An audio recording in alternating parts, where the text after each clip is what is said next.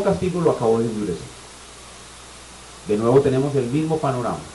Un elegido y un reprobado. ¿Cómo? No sé. Para la gloria de Dios es. Para la gloria de su gracia en Moisés y para la gloria de su justicia en Faraón. Pero esa es solamente la primera objeción. La primera objeción es que Dios luce injusto cuando sencillamente Él elige a uno y a otro no. Pero la segunda objeción que levanta el contradictor imaginario de Pablo es un poquito más avanzada y dice, pero si Dios es soberano y hace lo que quiere, ¿y quién puede resistir su voluntad?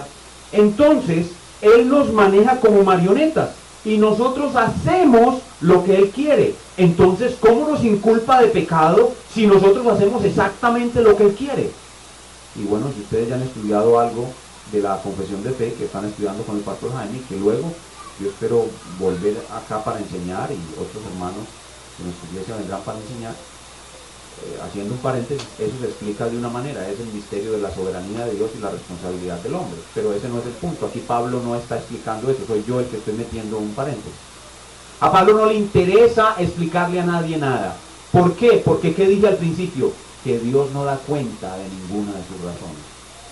Lo van a cuestionar ahora, no solamente porque luce injusto, debido a que elige a uno y reprueba al otro, sino porque condena al reprobado, a pesar de que el reprobado hace lo que Dios quiere. Escuchen el verso 19, gracias. Pero me dirás, ¿por qué pues inculpa? ¿Cómo me acusa de pecado si yo estoy haciendo justo su voluntad? Porque ¿quién ha resistido a su voluntad? ¿Notan la segunda objeción? La segunda objeción es relacionada con la conducta. La primera es relacionada con la elección. A uno elige y a otro reprueba. Y la segunda es relacionada con la conducta. La conducta de los malos está en las manos de Dios. Y aún así Él los inculpa de pecado a pesar de que ellos hacen lo que Él quiere. Y entonces uno se supone ahí que Pablo va a entrar a actuar, a explicar el misterio de la soberanía de Dios y la responsabilidad del hombre. Es decir, que a pesar de que Dios ha decretado todo, y todo lo que sucede es lo que Dios decreta, el hombre es responsable de lo que hace. Pero no. Pablo, en vez de darles una explicación a este contradictor imaginario que no entendió la doctrina de la elección y se encendió en objeciones, como sucede con la mayoría de nuestros hermanos de otras iglesias, cuando empezamos a hablarles de esto, ellos lo que hacen es enojarse y empiezan a sacar un poco de argumentos. En vez de sentarse a leer el texto con despacio, comienzan a sacar argumento tras argumento. Entonces Pablo, en vez de responder a sus argumentos, se enoja. Se enoja. Pablo se enoja. La carta a los romanos comienza muy serena. No es como Gálatas, en la cual Gálatas, él está furioso. Pero cuando llega a este punto de que la gente cuestiona la justicia de Dios, cuando él dice que Dios es soberano, Pablo se enoja. Y miren lo que dice.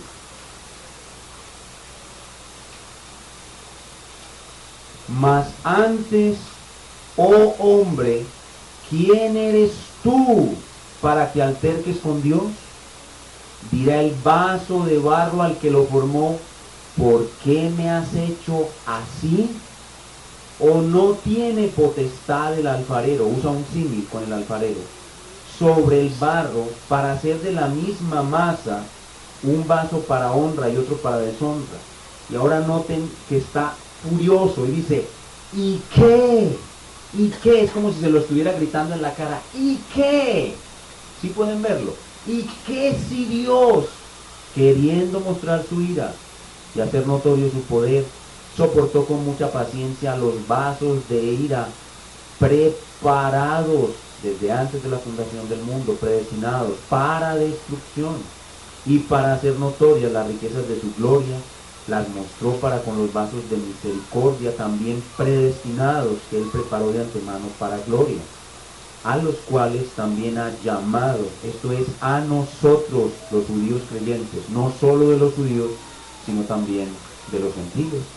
Entonces Pablo, en vez de explicar con un argumento teológico esta segunda objeción, él se enoja, no hay una respuesta, sino que él se molesta, y él dice en el verso 20, escuchen bien, Es más fácil que una vasija inanimada entienda por qué el alfarero la hizo así, que tú entiendas por qué Dios eligió a unos y reprobó a otros. Eso es lo que está diciendo Pablo. Es más fácil que un vaso de barro entienda al alfarero que lo hizo, que tú, hombre pequeño y diminuto, incapaz de acceder a la mente infinita de Dios, entiendas por qué Dios eligió a unos y reprobó a otros. Ni siquiera te atrevas a preguntarle, porque si Él quisiera explicártelo, tú jamás lo entenderías. Por eso es que hay cosas en la Biblia que nosotros no vamos a poder entender y que Dios nunca nos va a explicar. Sencillamente, como la Biblia las declara, así las debemos de creer. Y completa el regaño, después de decir que es más fácil, Pablo ahí nos está diciendo brutos.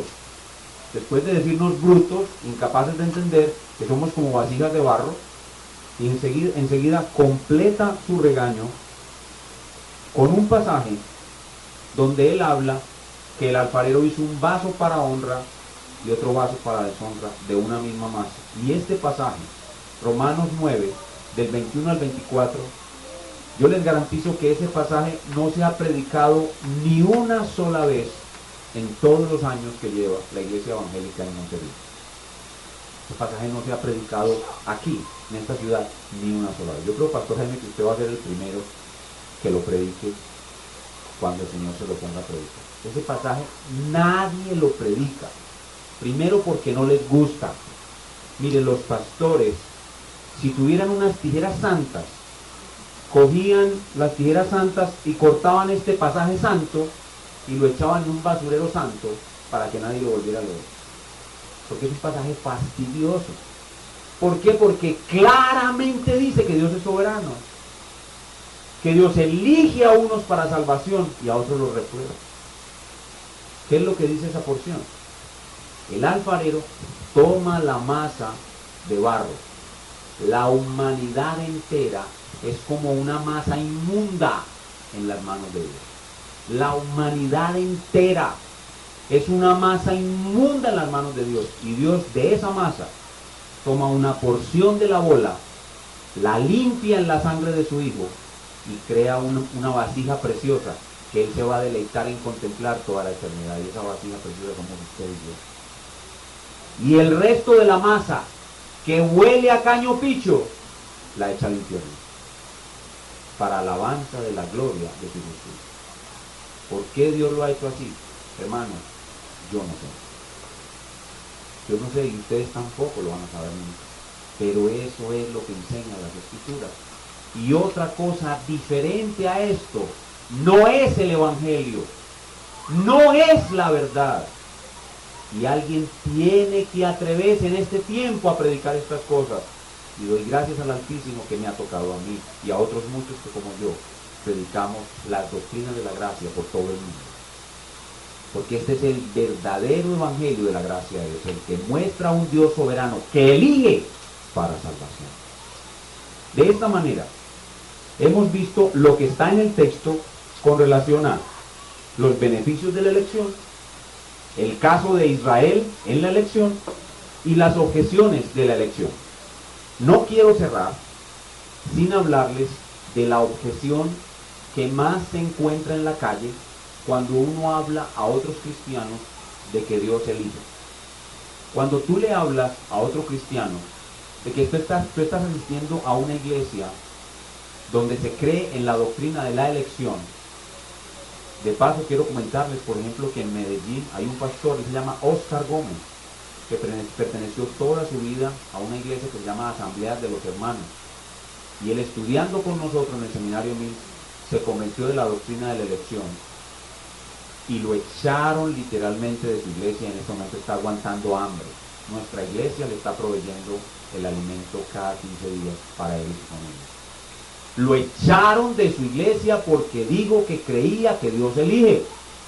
Porque el común de la cristiandad te va a decir, Dios no elige. ¿Y cuál es el argumento que te va a poner enfrente? Te van a decir, es que Dios no hace acepción de personas. Eso es lo que te van a decir.